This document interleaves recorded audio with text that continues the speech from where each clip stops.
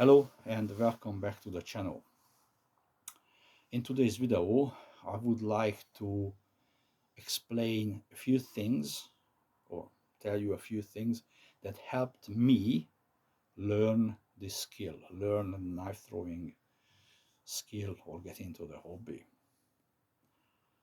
So this video is for the beginners, the absolute beginners, people who are not even beginners, just thinking about getting into it.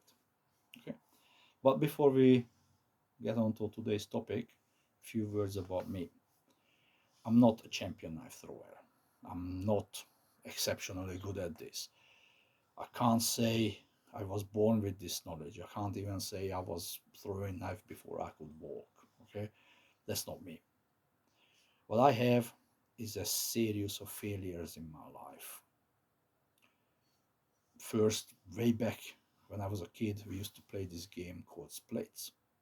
And you could bet if I was playing, you would win. It's no problem. You could guarantee. Now, obviously, later on, about my late teens, somewhere along there, I tried to learn again. Of course, I failed at it. Late 20s, early 30s, same deal. Went at it, failed at it. But failure is a really good teacher if you're willing to listen. You put your ego aside and just analyze what you've done wrong and realizing what you're doing wrong.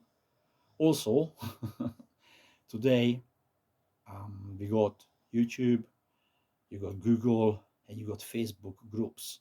All these, lots of information. There's so much information out there about knife throwing than when I was a teenager. We had a couple of books and I couldn't even get those. So the information today is out there. You just have to sift through it and find what's relevant for you and disregard the rest. But getting to the topic of the ease of learning. Now, first of all, you need three things in harmony. And in no particular order, these three things. One is target selection. You need at least a vertical grain target, but preferably either an end grain target, that's what's behind me, or a low ground, and preferably made out of soft wood. These two are the best. There is no question about it. Later on, I will make a video about different targets, the raw materials, and why they're not good or why they're okay. But end grain or low ground, hands down, best. Now the second is method selection. So you need to figure out, would you like to learn conventional rotation, instinct or instinctive? And within instinctive, you want to go into no spin throwing, instinctive half spin, military half spin, or whatever. Now, this is not a, if you started that, this is your next 5 years. This is just a starting point because you have to select your first set of throwing knives with this in mind. Okay, now if you want to do conventional rotation and instinctive, well, that's two sets of knives. Or you find a knife that kind of almost good for both, but a little bit difficult for both. Now we're gonna come back to that in a minute. And the third part is knife selection, because to learn or easier to learn conventional rotation, you need bigger knives. You need a knife between, as a total length,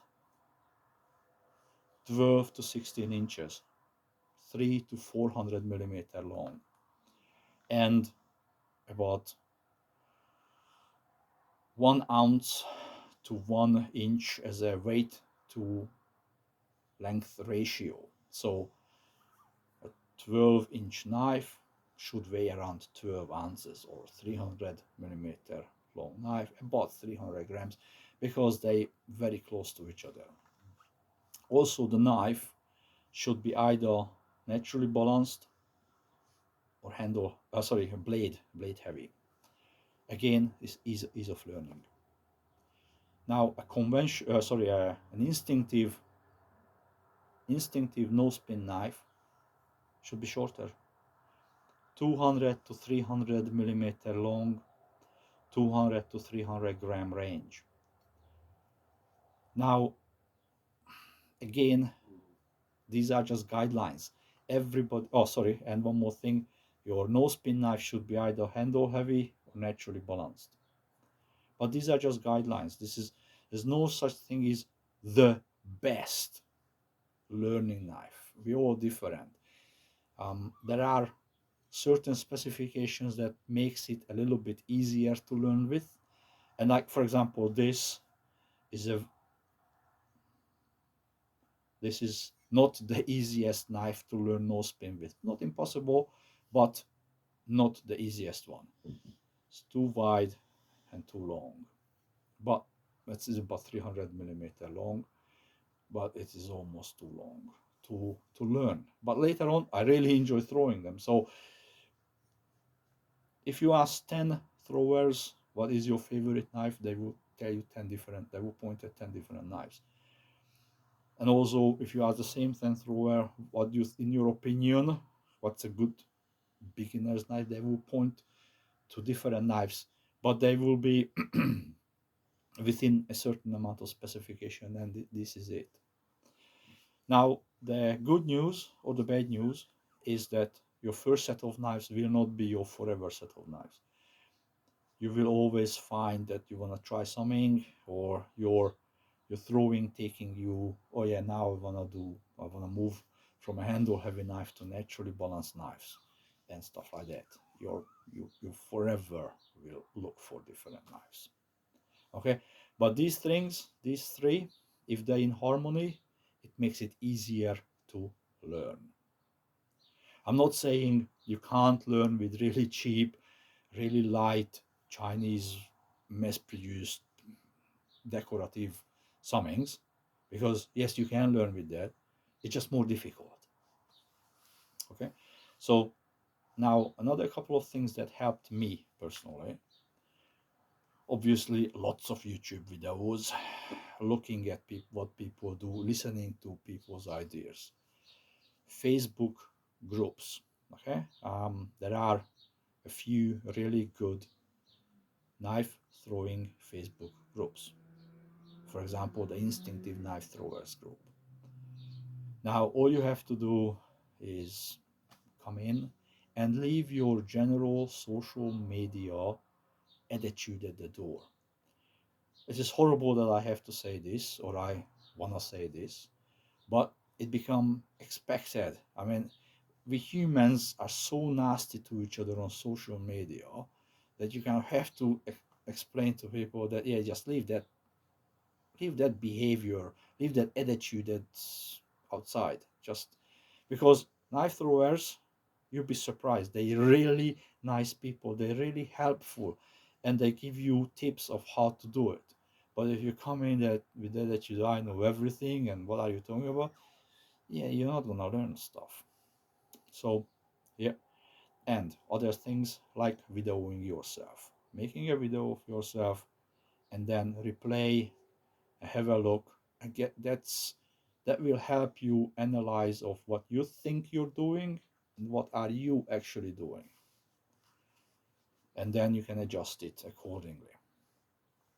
Now, one last thing that helped me in my achieving my goals or keeping my goal achievement realistic is a throwing diary or a logbook. Very few people do this, but I found it useful. It's just basically, it's not my life story or nothing. It's just date and how long I thrown for. And then at the end of the week, I tally it up because I have this goal or expectation of myself that I would like to throw between 3 to 5 hours a week. Now, when I add it up and it's only 1.5 hours, I get a bit disappointed.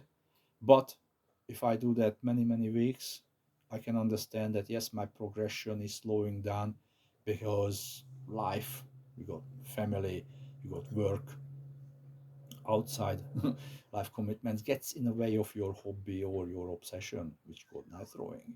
And it's okay, but that this logbook or throwing diary helps me making a difference between my expectation, oh, I should be so much better by now, and the reality, yeah, I can't expect that because I'm only throwing 1 hour a week, if that's the case, you know. So, but many people don't do it. Now, those people who are actually really good at this, um, it is not unheard of that they would throw now 1 or 2 hours a day, even more. So they will clock up 10, 20 hour a week easily. So if you think, okay, those are big numbers, not so much. If you want to be good at it and if you like it, you do it more.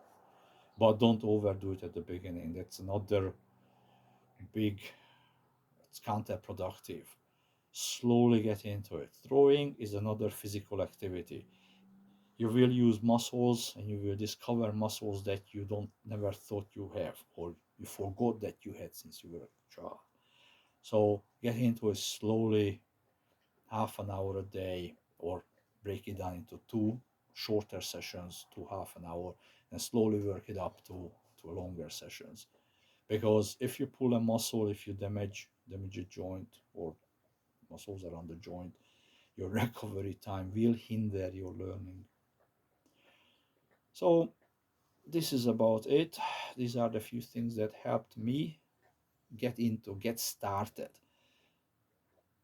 And yeah, after that, I call it a hobby, but this is more as an obsession. I just um most of us who do it, yeah, we're enjoying it way too much. It's a great way to meditate. Some people use this as meditation, but that's okay.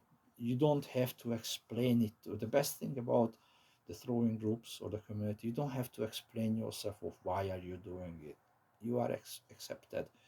Doesn't matter what. So anyway, with that in mind, this is the end of this video. I hope you learned something or I gave you something to think about.